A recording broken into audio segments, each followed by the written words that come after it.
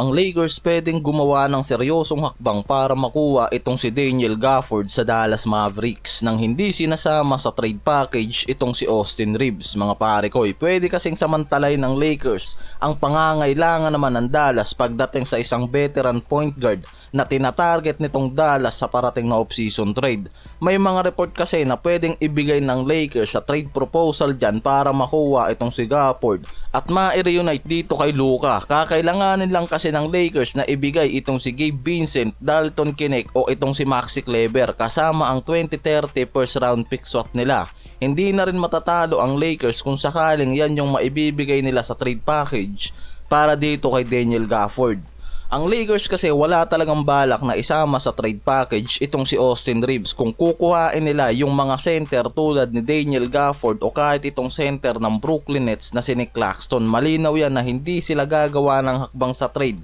kasama itong si Austin Reeves dyan kung hindi naman isang top tier na center ang makukuha nila dahil nga nakikita ng mga to na wala pa sa pagiging star player itong si Daniel Gafford at Nick Claxton sa kanilang mga teams. Dahil nga after ng playoffs, sinabi na nitong si Rob Pelinka una pa lang na wala silang balak na isama sa trade itong si Austin Reeves at wala silang balak buwagin yung big three na nabuo nila kasama itong si Luka, Reeves at LBJ. Yan yung plano nitong si Rob Pelinka para sa susunod na season.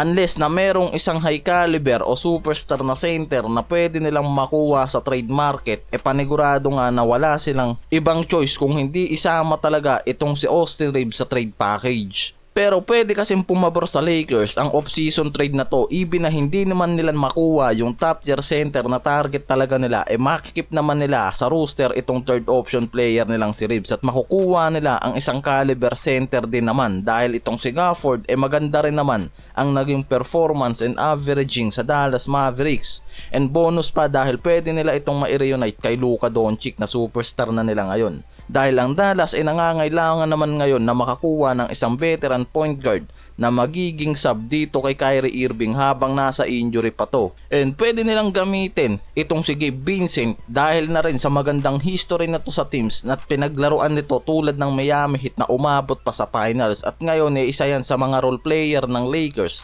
Pero syempre kasama sa trade package dyan itong si Dalton Knecht na may posibilidad din na maging isang young star at kasama pa yung 2030 first round pick nila kaya magiging risky rin para sa Lakers ang trade na to kaya hindi rin matatalo ang Dallas Mavericks kung sakaling tanggapin nila ang trade offer na to ng Lakers. Alam naman natin na ang Lakers nagpapalakas ng defensive depth nila para sa susunod na season. Kaya naman talagang handa ang mga to na mag-sacrifice ng mga asset player nila para lang makuha yung center talaga na target nila sa off-season na to na makakatulong sa defensive depth nila.